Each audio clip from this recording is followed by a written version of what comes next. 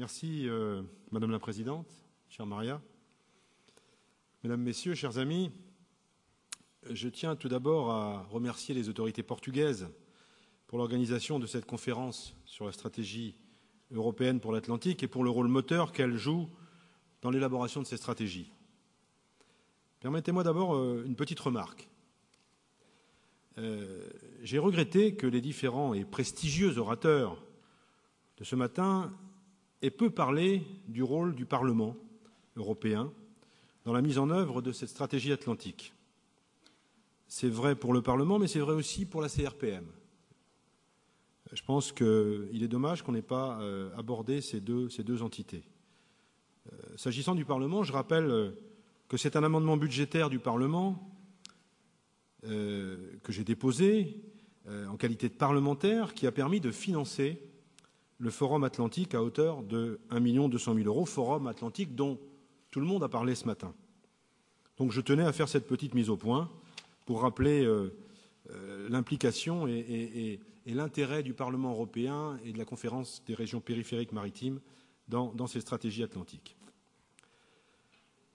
Je suis un élu originaire de Bretagne, une région dont l'identité culturelle et économique est évidemment profondément liée à l'Atlantique. Au Parlement européen, dans la Commission du développement régional, parce que j'appartiens également aussi à la Commission du développement régional, j'ai été récemment désigné rapporteur sur la stratégie atlantique. C'est évidemment pour moi un grand honneur. Et nous sommes aujourd'hui réunis pour échanger sur les priorités et la gouvernance de cette stratégie et sur son plan d'action. D'abord, je me réjouis de l'enthousiasme suscité par ce sujet. Le nombre de participants à cette conférence en témoigne. La volonté politique de l'Union européenne et des États membres atlantiques est forte, très forte. Je salue également la large mobilisation des régions et des partenaires de la société civile. La CRPM, je le disais tout à l'heure et je le répète en particulier, est un partenaire précieux. Je travaille depuis plusieurs mois avec Jean-Yves Le Drian et Laurent Beauvais, dont je salue la coopération, et je salue celui qui les représente aujourd'hui, Alain Tourret, qui prendra la parole tout à l'heure.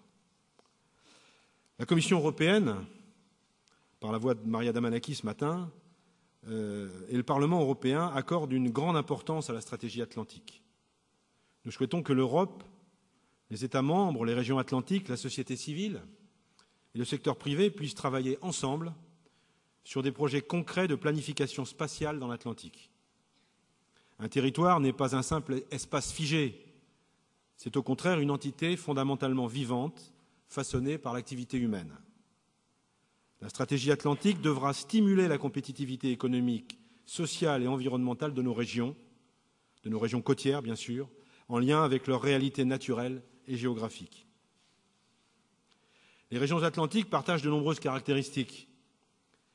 L'espace atlantique est d'abord un espace maritime dynamique, grâce au transport maritime, à la pêche ou encore aux énergies marines. Nous devons mieux valoriser ces atouts. C'est aussi un espace dont l'environnement est fragile et qu'il est nécessaire de préserver. La pollution du milieu marin est un fléau qu'il nous faut combattre. C'est également un espace périphérique au sein de l'Union européenne. Ça a été dit et redit ce matin. Cela pose la question de son désenclavement et de sa connexion avec le reste de l'Europe. Toutes ces problématiques transcendent très largement les frontières nationales. Des réponses politiques doivent être recherchées au niveau européen. La communication de la Commission propose des actions ambitieuses dans ce sens. Maria Damanaki nous l'a rappelé ce matin. Nous devons mieux valoriser les atouts naturels de l'espace atlantique et en tirer des avantages en termes de compétitivité. À ce titre, les énergies marines contribuent au dynamisme industriel de nos régions, tout en permettant de réduire l'empreinte carbone, bien sûr.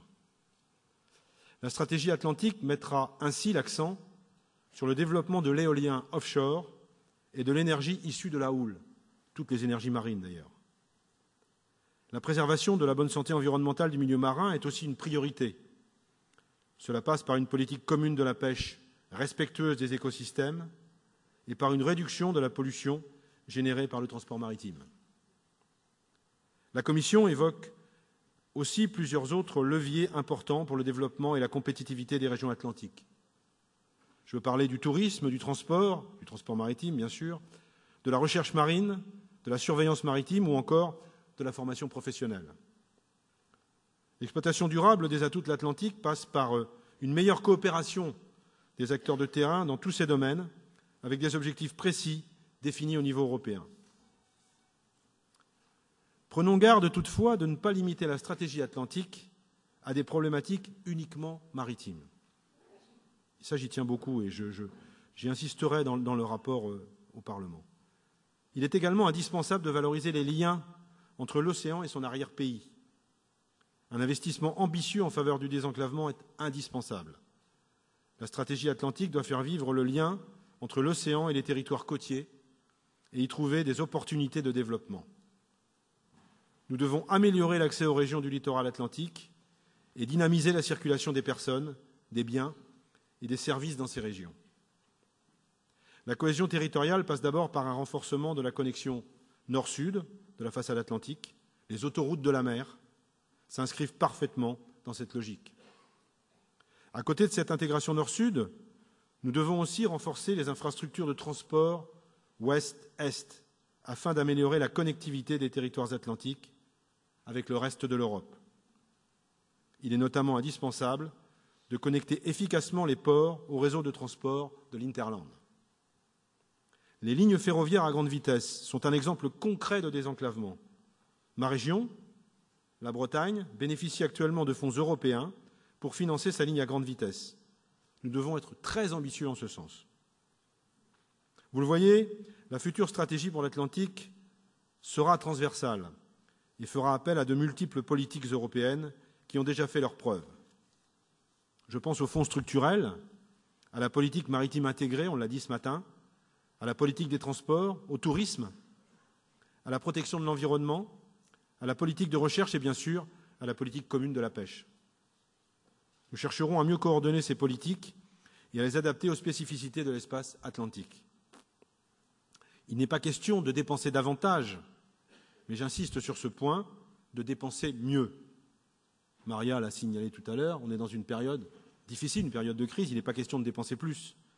Il est question de dépenser plus intelligemment, à travers un fléchage atlantique des politiques existantes. Je proposerai ainsi, dans mon rapport au Parlement, que le cadre stratégique commun, qui couvrira les différents fonds européens pour l'après 2013, intègre de façon claire les objectifs de la stratégie atlantique. Il se trouve, par ailleurs, que je suis le rapporteur également du Fonds européen pour les affaires maritimes et pour la pêche. Donc, il y a une certaine cohérence. Je proposerai également que les programmes opérationnels des régions concernées soient particulièrement fléchés sur ces mêmes objectifs. Pour être efficace, la stratégie atlantique devra associer les différents partenaires concernés, en particulier, bien sûr, les autorités publiques régionales et locales et les organisations de la société civile et le secteur privé. Les acteurs de terrain devront participer non seulement à la mise en œuvre de la stratégie, mais aussi en amont à son élaboration. Je souhaite en particulier, et je le redis, que la CRPM joue un rôle central dans ces travaux. En 2012 et 2013, nous établirons un plan d'action précis qui permettra de lancer la stratégie en 2014.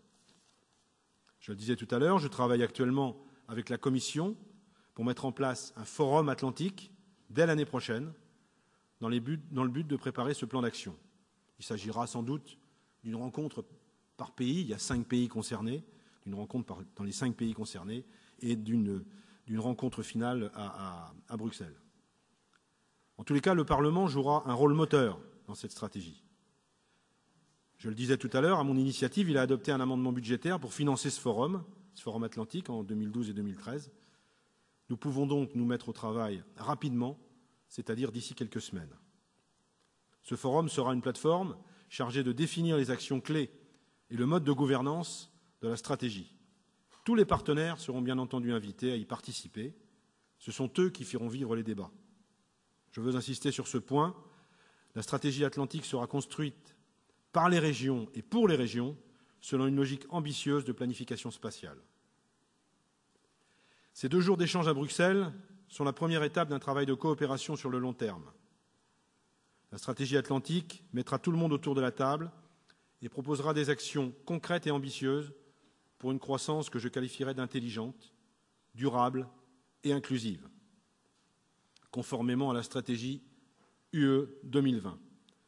mais aussi une croissance adaptée aux atouts et aux enjeux des territoires atlantiques.